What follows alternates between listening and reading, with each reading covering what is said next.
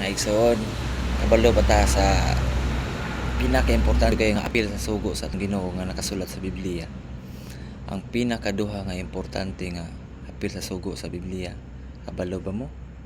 Mga igsoon, ang atong Ginoong Dios una igugmaon nato siya sa tibuok natong kasing-kasing, sa tibuok nato pag-iisip, sa tibuok kaluluwa. Ato natong higmaon.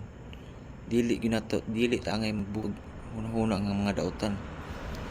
Di na to siya naag dautan, di ta maghunahuna ng mga negatibo hunahuna. Kay maunay pinaka-importante nga apil sa sugo sa atong Ginoong Dios ug ang ikado. Balo ba mo mga igsoon ang ikaduha? Igugmaon na to ang atong isig katawo. Igugmaon na to atong isig katawo sama sa pagigugma sa atong kagalingon.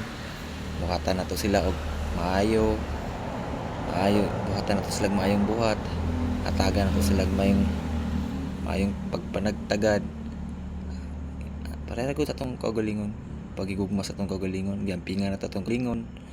Giampingan nato sa maayong paghunahuna sa maayong buhat atong kagalingon.